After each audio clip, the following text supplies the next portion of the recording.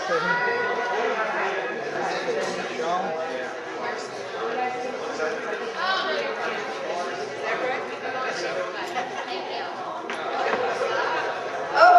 begin our second part of our program tonight. And instead of doing the introductions to our second speaker, I'm going to introduce his son and let his son introduce him. This is Kurt Grieb, one of our young members. You may know Kurt as, well, he does all kinds of things around here, but mostly he's in the band. That's how I know him, he's in the band. But here's Kurt Grieb. I wasn't expecting to say anything, but here he goes. Just wanted to introduce my dad. He's a very quiet guy, so you guys may have seen him around peeling potatoes or singing in the choir. But I got to do a report on him in college. It was an honors report. And the things that this man went through in his early life, where he went through, he started off in the Ukraine, as you'll see, and his path all around Europe during the World War. And how he ended up here is just simply amazing. So I hope he's able to convey that. I've tried to put some slides together to help everyone out a little bit. But yeah, without further ado, I introduce my dad, Aaron Grieb.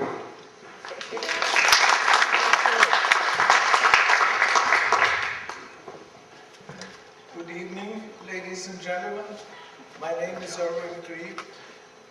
I was born in October 1932 in Neuerzies, Bessarabia. Bessarabia is located to the west of the Ukraine. Our county seat, city of Ackerman, was about 2 hours drive away from Odessa. In the year 1814, the Russian Tsar Alexander I decided to bring settlers into Bessarabia. Bessarabia was devastated by the Turkish wars, and there were only a few nomads living in that area.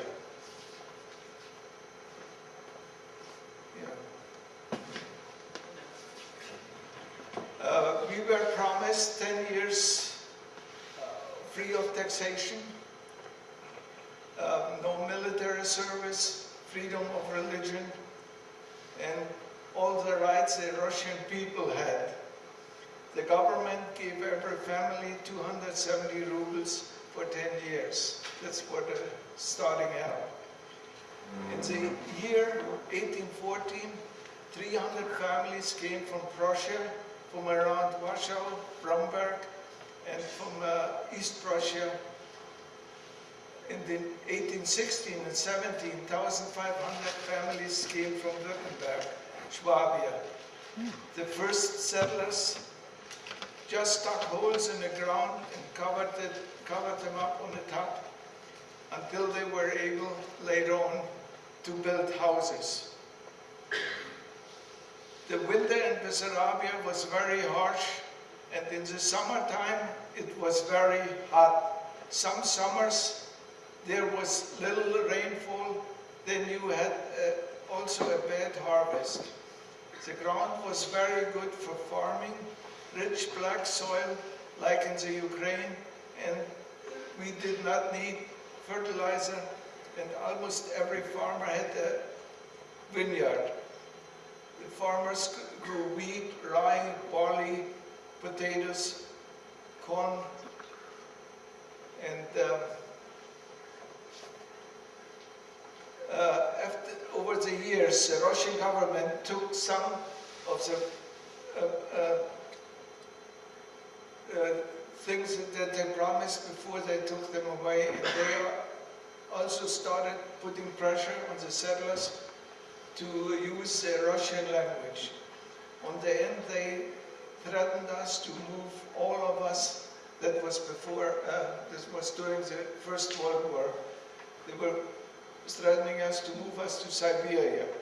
But then the Communist Revolution came, and they had other problems. That is when Romania came in and occupied that area. Not much did change, except the language that was hard for the people. In the meantime, they had learned some Russian, and now they had to learn another language. The same thing like under the Russians, the Romanian started to put pressure on our people so we should speak Romanian only. When my father went to school, he had to learn Russian. When he was drafted into the military that was under Romania then, he had to learn Romanian. In the military, they did not get new uniforms when they were inducted, all old clothing and old shoes. One day the king came for a visit. They all became new uniforms and shoes. And soon as the king was gone, they had to turn all the new uniforms back in. What else is new? And wear their own stuff. Over the years, life for the settlers became better.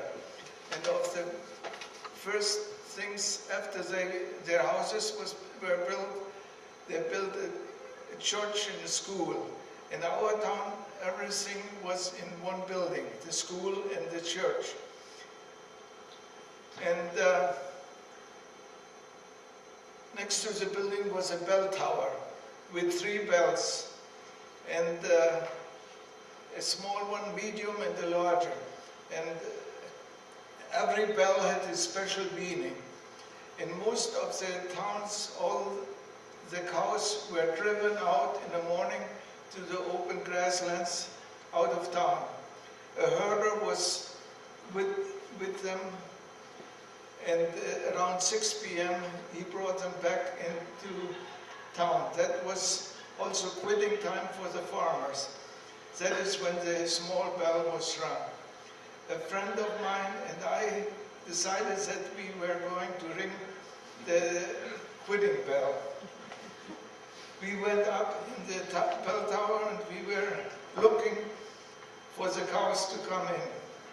As soon as we could see them, we started ringing the bell.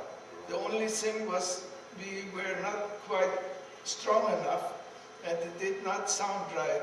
It was hitting only on one side. I told my friend, keep ringing. I'm going for some help. I looked down the tower and I could see my uncle passing by. I called him. He was a blacksmith and a very strong man. He came up and with one hand, he rang the bell. He was asking, he said, what are you kids doing up here? On our way home, the people were asking what was wrong with the bells tonight. Our town was not a Swabian town.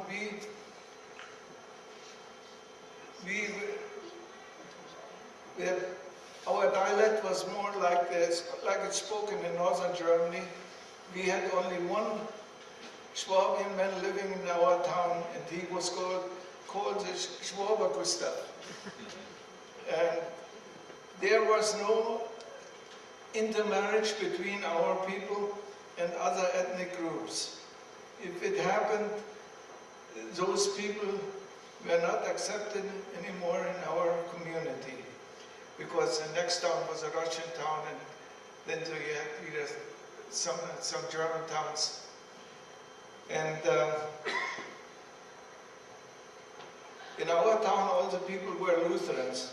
We had one minister, but he was responsible for 3 or 4 towns. So we had a minister only every 3 to 4 weeks. The Sundays in between, a teacher performed the services. He was called a Küster. Expenses for church and school had to be paid by our community. The Romanian government did not invest anything. They only collected taxes. I guess they were not sure if they could keep that land. At that time of the settlement, every family became the same amount of land. 60 desertine, about 66 hectares. The hectare is about 4 acres. Over the years, some farmers started selling some of their land.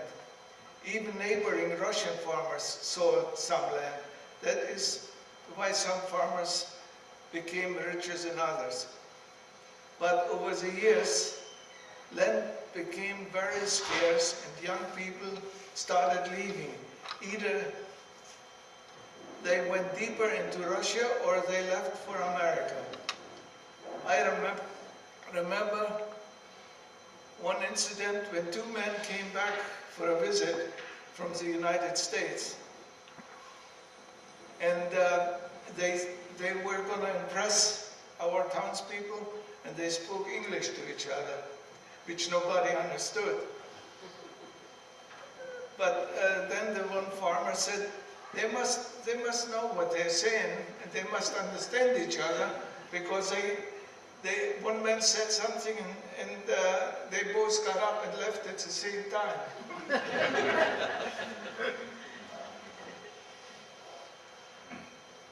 And over the years, the school system improved. We had schools for higher education. Talented young people were sent to Germany, to universities. They later came back as doctors, lawyers, teachers, and ministers. We also had tradespeople, carpenters, blacksmiths, tailors, shoemakers. Carpenters built furniture, they built the coffins, and they also built wagons. And they usually worked in cooperation with the blacksmith, building the wagons. My uncle was a blacksmith, and he said he could recognize if he heard a wagon come, and he could recognize if it was one of his. In later years, the community built a clubhouse. The young people now had a place to get together. They performed theater plays and also formed the chorus. The farmers never got the right price for their harvest. And some years they had to sell their harvest while it was still in the field. To stop that, they formed a cooperative that collected all the products they wanted to sell and sold everything to Germany and other countries. Then naturally they became a much better price. The people were happy with their lives and everything went well until June of 1940. That is when the Soviet army occupied Bessarabia. The first thing the communists did, they told us, nothing belongs to you, everything belongs to the state. You're going to plant what we tell you, and you're going to plant where we tell you. That was not the life our people wanted to live. The German government probably heard of our situation and sent a commission in to check the situation. They came back with a suggestion to take all the young people between 18 and 22 into the German army. The older people said, what do you think is going to happen to us under the communists if you take our young people into the German army? The German government then negotiated with the Soviet government. They came to an agreement that all the German people, after proving that they originally came from Germany, they could leave. Everything had to be left behind, except clothing and bedding. They had two commissions. One German and one Russian. You had to appear before the commission, the Germans if you wanted to leave, the Russian if you wanted to stay. The Russian had an easy day because no one wanted to stay. Under these circumstances, but if you wanted to leave, you had to bring birth certificates from your grandparents, from your great-grandparents, all the way back to to Germany to prove that you originally came from Germany. That was a long process because everything had to be looked up in church books. That's how they kept records, the books in the church.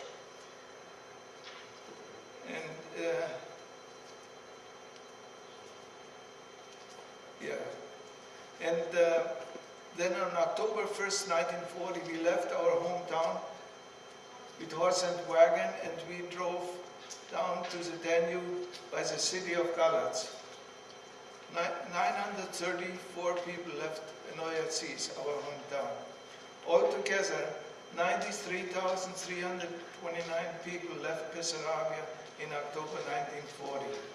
It took us 5 days and nights on the Danube until we came to Zemlin, Yugoslavia. And in a big hall in Zemlin, a big meal was served to us. I met a man at the Donau Schwab here in Philadelphia, Adam Dickman. He was president. He told me, I still remember when you arrived in Zemlin.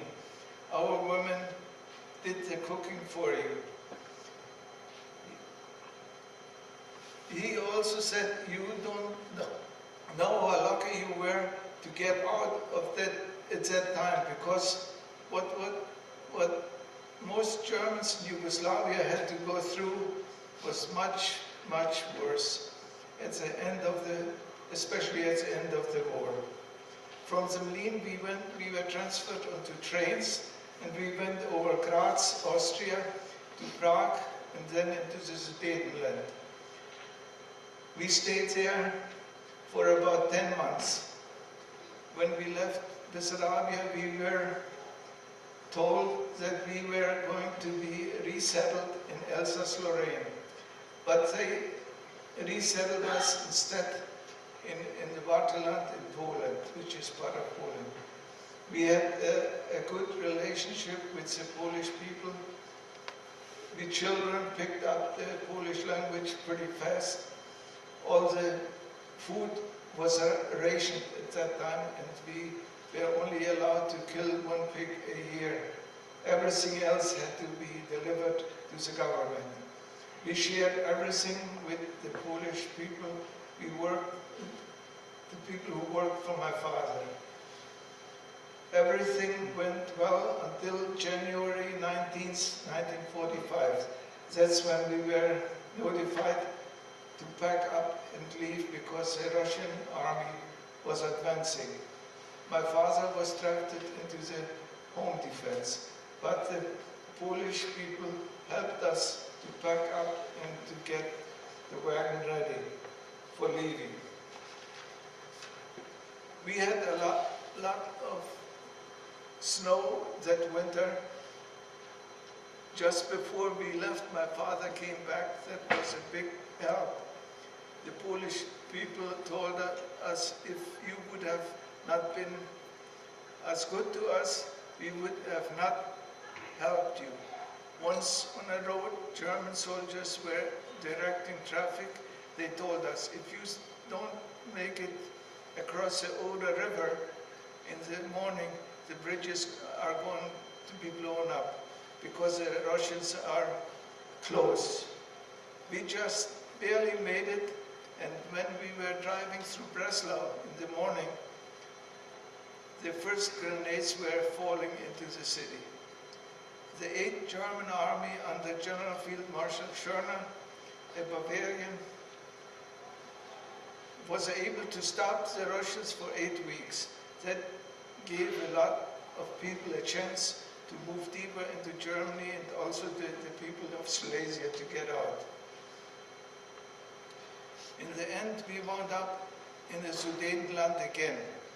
Driving through the mountains in Silesia, the Riesengebirge, in the winter time was very hard. We did not have any brakes on our wagon, and the shoes of the horses were not made for the icy roads. On the way, and the way to stop the wagons, we put sticks between the wheels so they couldn't turn. and this way helped the horses to hold the wagon. At the end, we wound up in the Sudetenland. My father was drafted in the army again. We stayed in the Sudetenland until shortly before the Russians arrived. People were talking and saying, if you make it to the Elbe River near Leitmeritz, on the other side, the Americans going to be there. We still had our horses. My mother loaded up all our belongings, and as kids underage, and left, was trying to make it across the Elbe River. And we made it up to 8 kilometers before Leitmeritz, when everybody stopped turning around. There was a lot of military on the road too, not just civilians. And everybody turned around because they said the Russian army occupied the bridges near Leitmeritz. And we had to turn around, and the roads were very narrow. And while my mother was turning around, the shaft, you know, between the horses in German is Deichsel. I think they call it a Wangle, or Wangle. You know, that's where you steer the wagon. That's the horses where you can steer the wagon, but that broke. And so we couldn't drive anymore. And we stayed there, and the young German soldier, he seen that, and he came over, and I talked to my mother. He said, I'll fix it for you if you give me some civilian clothes, because he was in SS uniform. And he said, the Russians sure are going to kill me if they catch me with that uniform on. So she took some clothing from my father, and he fixed it with a little axe. He chopped it down until it fitted again. And he stayed with us until we came back to where we left from. And then the Russians came. It was as bad as we were told it was going to be, especially for women. A good thing, my father was there. By him all, because of him being able to speak Russian, he could help us and protect us and some other people too. He could also get some food for us. My father befriended himself with a Russian sergeant. That sergeant told us, don't stay in the Sudetenland. As long as we are here, things are okay. But when the Czechs are coming, they are waiting. When they come in, it's really going to be bad. And that's the way it was. Many thousands of Sudeten Germans were killed and murdered, and the rest were driven out. We left before that. We crossed the Neisse River, and for a while we were living in southern part of Saxonia. From there we moved to central Saxonia near Weissenfels and Naumburg. A small town, Preitsch, that's where we stayed until 1946. And that's where my youngest brother Gerhard was born. The situation was not that good. The Russians stole everything. The railroad stations were filled with boxes and boxes of machinery to be shipped to Russia. They also started taking people to take them along to set everything back up again. We were afraid they might take my father too. That's when we started planning to leave. We started inquiring by the Communist Party. They told us, if you pay a certain amount of money, then you can leave, and we did. In May 1946, we crossed the border near Friedland. It's near Göttingen in Lower Saxonia. That was a British zone. First we were pumped full with powder, you know, for license. They pumped it full, and we looked like we came out of a flour mill. After a couple of days, we were sent to Nordheim. That's a county seat. And from there we were dispersed into different towns and different places. But we came to a small town called Fürstenhagen, and they asked us first, you wanted to go to a city or you want to go in the countryside. And at that time, food was very scarce, so we thought in the countryside it's going to be better to survive. And but that was the wrong thing to do, because later on when things got better, there was no work in the countryside. In the city you could get work. In Germany you went to school up to 14 years, then you decided if you are going for higher education or you picked up a trade. I started as a helper in a big aluminum factory in the punch press department. I had to bring the tools to be sharpened into the machine shop. Then I could see the difference. Everything was a lot more quiet and cleaner than it was in the other parts of the factory. I went to the top boss and asked him if it was possible to get an apprenticeship as a tool maker, and he said yes. And before April 1st, I had to take a test. April, that is when the new apprentices start. I began the apprenticeship. After 3.5 years, I became my diploma as a tool and die maker. That was a good trade, and I could make a good living all my working life. In the early 1950s, President Eisenhower came out with a program to take in some refugees from Germany to help the bad situation there. But first they had to find sponsors for those people. In the meantime, I had left home and I was living in Düsseldorf. I had a good job and I was happy with my life. Early 1955, I was notified that they found a sponsor for me to come to the United States. After talking to my parents, I told the people from the American consulate that I would not leave without my brothers and my parents. Either all go or nobody goes. After a couple of months, we were notified that a sponsor for my brothers and my family was found. The sponsor was a Tolstoy Foundation. It was a big farm owned by a lady, a relative of the Russian writer Leo Tolstoy. She was sponsoring people who came from Russia. In my father's birth certificate, it says born in Russia. That is why they sponsored our family. My sponsor was Mr. Ludwig Arnold from Blaubeuern near Ulm. He had a factory in Volkrow, PA. We left Germany on February 29, 1956. We left from Bremerhaven on a Navy ship, the General Lemford. Yeah, that's the General Lemford in the bottom. And that was our last meal in the evening in Bremerhaven. And the Atlantic crossing took us 13 days. We had terrible storms. People had to tie themselves up in the beds not to fall out. And in the beginning, there was a lot of people trying to get into the mess hall to get something to eat.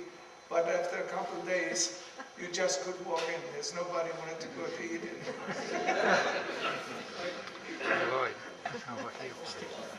My sponsor, Mr. Arnold, and his wife picked me up. At that time, he also met my family in New York. My family left for Valley Cottage in upstate New York, near West Point. I was living in Mr. Arnold's house. One night, he called me in his room and he asked me, "What do you hear from your family?" I told him, for my parents, it's okay, but because they were born on a farm. But my brother Richard, he is also an electrician by trade. There is no work for him, and he was going to learn English, but there everybody spoke Russian.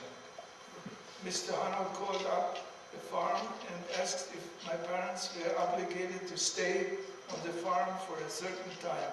They told him they keep the people only until they can get along by themselves. He sent up a truck and a couple of people with cars. They moved my family to Norwood, PA, and my father also got work, and Richard got work in the factory. We did not need English because about 30% of the people were German or spoke German. So all you spoke all day long was German. My younger brothers still had to go to school. They picked up English fast. All of them got their high school diploma. After 10 months, I was drafted in the US Army. After 16 weeks of basic and advanced training, and I was sent back to Munich, Germany. Later on, I met my wife and we married and came back to the States. Eventually, all my brothers were drafted in the service. 3 of them served in Vietnam. Richard served in the Navy. So that's all of my speech.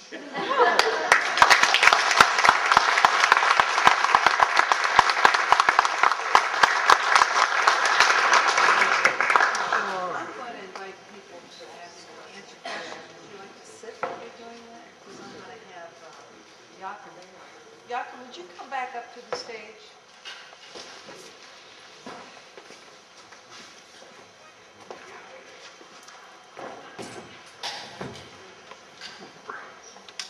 Thank you.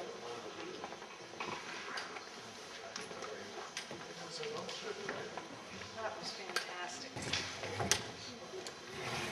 Why don't you come over here? I'm going to give you a little opportunity to ask these gentlemen some questions, but I want them to both be comfortable while they're doing that.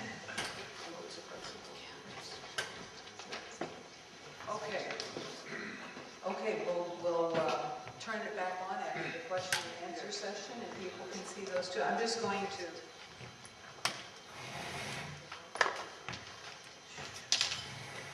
if you would direct your questions to either Erwin or Jakob, and then they'll know who to pass the mic to. Lloyd, could you make sure the questions are restated so we hear it on the video? Okay. Anybody have questions? Joachim, what year was that when you came over here on the Rotary Scholarship? It was 53. Tell them when you left Dresden and when you finally were able to go back to Dresden. Well, my daughter reminds me what I should have said. I was rushing him. Left Dresden in 52 and, spent time in Bonn and Western Europe and US. And the first time I was able to get back was after the change in 90. Oh, wow. So all that time, I was not welcome in the Soviet zone of Germany. Who paid for your education? Oh, who paid for the education? Now in Germany you don't pay, the taxpayer pays. You see, I had to work and had to make exams to deserve taxpayer support. But as I indicated, I got about $20 a month for working in the dean's office while I was doing my undergraduate work. The rest of the education, that is the master's and PhD, I had assistantships and they paid me, which means the US taxpayer, but I had to deliver goods for it. And as I indicated on my first visit, well, for my master's degree, I got a Fulbright grant which paid for the transportation from Europe to the US and back. Andy, you had a question? I have a question. Joachim, I know you as a hiker and as a fire buff. Where did you learn how to hike? Is that part of the Hitler Youth or? No, family. We spent our vacations once on the Baltic, and my father got a terrible sunburn, and from then on we only went to the Alps for vacations, and that's a tradition of the family to spend time hiking, climbing, and I did a fair amount in this country, Mount Whitney, Long's Peak, and some of those, I look now stupidly. I went through the lowest point, Death Valley, one day with the family in our car, and went to Whitney Portal, which is the start for the climb to Mount Whitney, which was about 8,000 feet, and went to 14,500 the next day, because I wanted to be at the lowest point one day and the highest point of the continental, that's not Alaska, US. So, when you're young, you do stupid things. Erwin, you talked about your family leaving their village in Bessarabia and going to the Sudetenland eventually, but how did they go? Did they walk? Well, we drove by horse and wagon to the Danube. And from there, Mike. and we drove by horse and wagon to the Danube. It was a small city, Galatz, and that's where we had to turn in the horses and wagons. The Russians took that over, and we went to the ships. And 5 days and 5 nights on the Danube. We came down to Yugoslavia from there, and then we were transferred to trains. Okay, so it's a combination. Yes. When your family left Germany, were you Staatenlos or you still No. have German citizenship? No, I still have my German passport, Okay. but it's no good anymore now. At that time when your family came to America. Yeah, I had the German passport. Okay. When you went back to New York City, what was your impression of the place? You got to go back in 1994, right? Yeah, we went in 95 and 94. We went back to Bessarabia. I wanted to see a lot of friends. With us cousins, we wanted to see what our hometown looked today, and it's not what it used to be. I mean, it's terrible what you see, dirty, filthy, and not the town what we left at that time. But I heard that for 5 years, nobody was living before the communists started resettling it. But the nearby Russian towns, they took all the animals and everything when we left, they took all that away. But for 5 years, the whole town was sitting empty.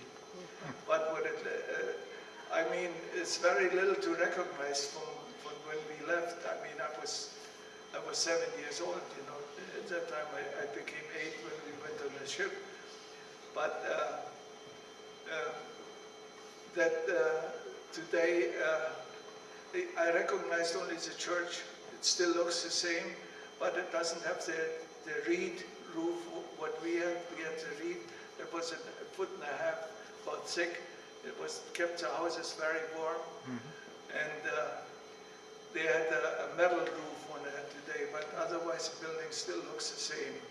But it's very little to recognize our old hometown. And the people today, there's 13 different nationalities living in it. And they don't even remember that there were Germans living in one time. people from Bessarabia, they established, they rebuilt one farm exactly the way the farms were. It's like a museum today, and through education they find out who was living there before them. Where did you say you learned your tool and die trade, and where did you work here in the United States? That was in Göttingen. In the morning, that was, we were living in that small town, Fürstenhagen, and I had to walk 7 kilometers to the railroad station, take a What country? Germany, and take a 3/4 country train ride to Göttingen, and then walk for another 3/4 hours till I was in the factory. So I left 5 o'clock in the morning to start at 8 o'clock. And I got home, it was late in the evening when I got home. But I did that for 5 years. After I finished my apprenticeship, I stayed for another years with the company, then I left for Düsseldorf. But the way the trade was taught was terrific. I mean, I don't know if they still do it like that. I mean, you could succeed any place you went, because you went through the whole factory. You went, first half year was just filing, with the rice. It's a piece of steel and you had to file on it, learn how to file. And then you went through the whole factory, different departments, lathe, milling machines. You went through designing, heat treating, maintenance. You went through the whole factory. The last half year you worked with a tool maker. There was no way you could fail when you went somewhere else. So I never had any trouble. And that was employed all my life. And you used your trade here in this country? Yes.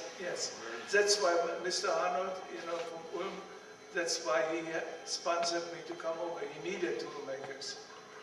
And there were some other tool makers too, mostly Germans. General Motors, Too late now.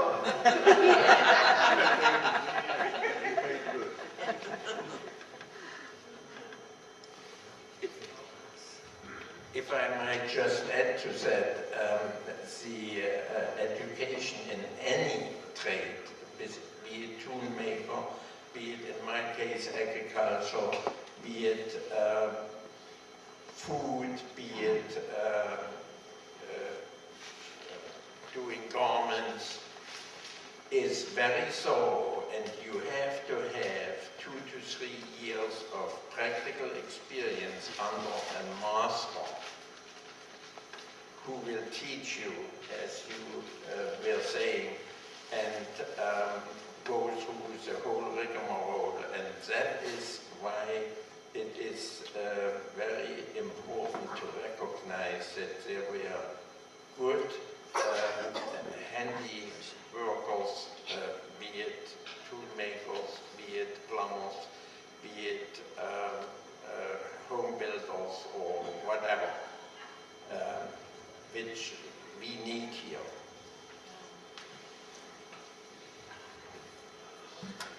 I know you probably have more questions, but what I'm going to say is let us thank these gentlemen very much for a wonderful evening, really interesting background, and then take time with them personally, look at their books, talk to them, and we're going to show a few more slides, I understand, while we're setting things up, but thank you. These are special stories.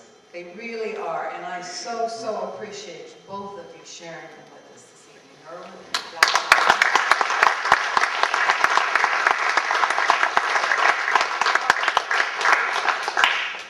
Turn that back on.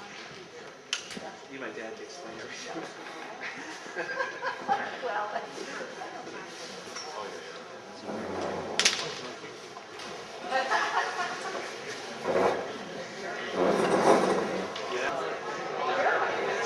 This helps.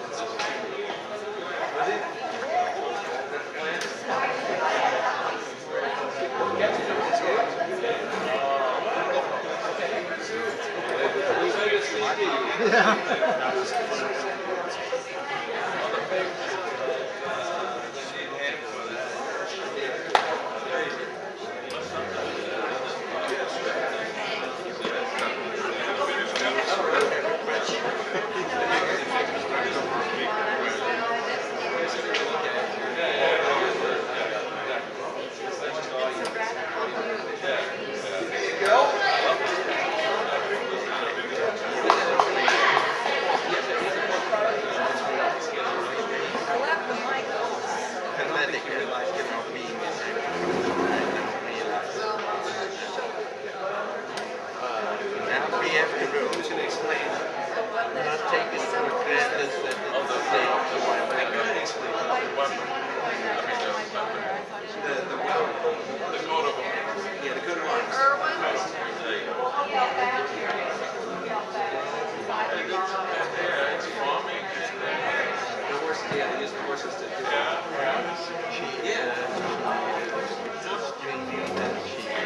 Oh, yeah.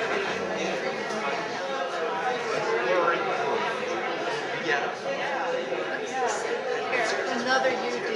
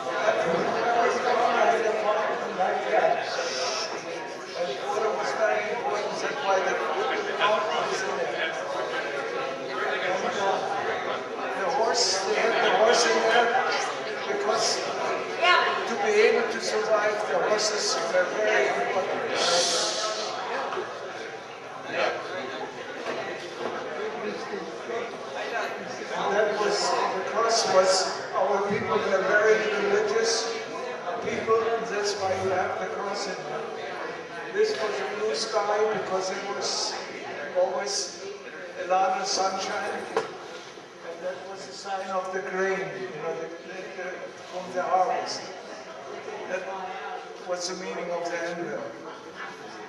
What was the left corner? The left corner, is that a well? This one? Links, yeah, left. Oh, that's a fountain. There's a bucket in the bottom, and you pull it down, and fill it up with water, and then you bring it up. There's a weight here on the back that helps you, that you can lift it up.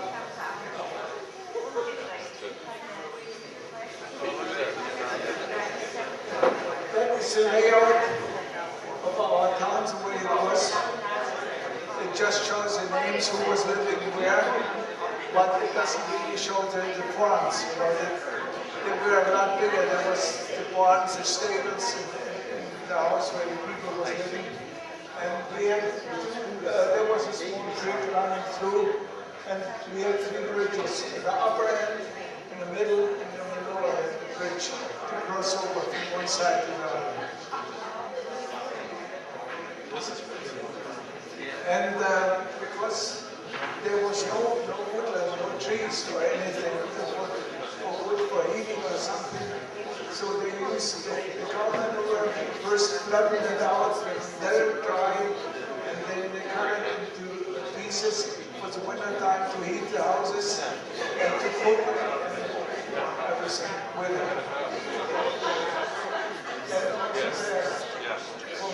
From the corn, what do you call it? Corn.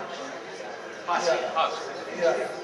They're also used for heating. Oh, yeah. That was my parents when they got married. It's my mother, my father, my grandfather, his wife, and that's my other grandfather, grandmother. That was a minister. And also at the same time, my father's half-sister, she got married the same, it was a double wedding. And the wedding lasted for 3 days. Before the wedding, the young men, they fixed up the horses with different ribbons so they looked nice. And they drove through the town and collected tables and chairs because one farmer didn't have enough. So they put up the tables and the chairs. And then they celebrated, and usually wine was a thing to drink at a wedding. And that is about half the people from our town. And because we had 2 camps in this area, there was upper camp, and there was another one. There were about as many people as we see here. Yeah, certainly. Where's Little Richard? That's Richard's next one. On the left? Yeah. It was me and Richard. Richard?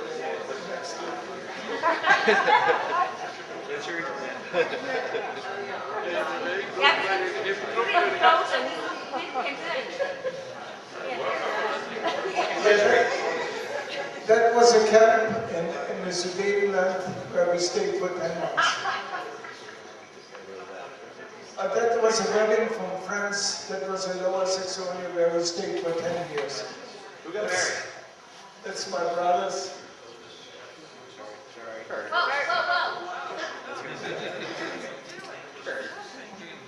Yeah, there's one of my brothers, and that's myself and my cousin.